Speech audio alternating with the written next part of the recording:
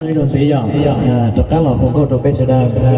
Chỗ này cái gì sẽ đa bé chỉ yếu mua nô nói nô gì, ta kỹ nô kia. Chỉ người nhau mà chọn nô thị thầu, giá nô cay là chỉ sầu luôn, lấy ra mắt trâu nô bé nô nọ. Bây giờ nhiều chuẩn cao tàu yếu hù trâu nhắc ta kỹ chỉ mù cho nô thị kia. Này chỗ ở nhắc đây nhắc chuyện này lòng tàu giờ, họ bé này nhau nằm mà họ bé này nhau bé平时đánh mạnh,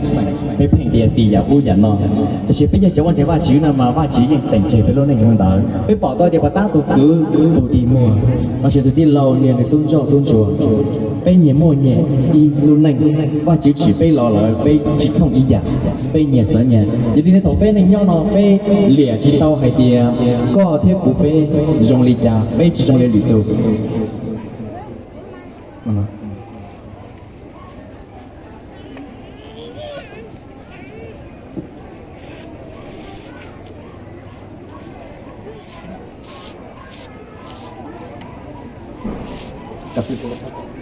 Giờ đi đợi bây giờ này nhau nó bây lìa chỉ tới từ từ bên đầu chỉต้องgây địa tụi mình tổ sông tụi mình tổ phèn thì chỉ bây dùng ý giả và chỉ bây mua ý từ dạng gì rồi và chỉ bên này nhau bây cho lìa thì cái tiền giờ trong mong chỉ dùng thì chỉ bây lưu học việc bây giờ là và chỉ để chơi bây giờ trong cái đó cái tao giờ cho lìa trong mong bây ý dạng đâu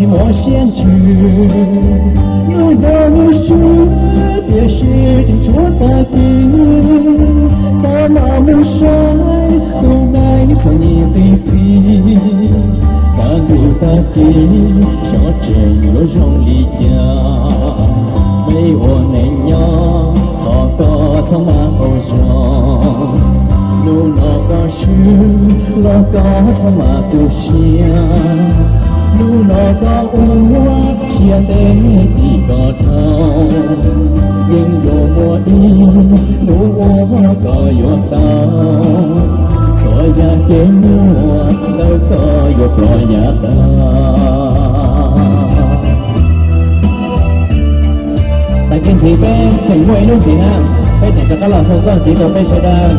เพราะฉะนั้นเราจะไม่จอนี่จะสีจังก็จะหมดจะติดใช้ได้ผมมองตรงตัวนี้ใช้ได้ไปมาชิมจีดัว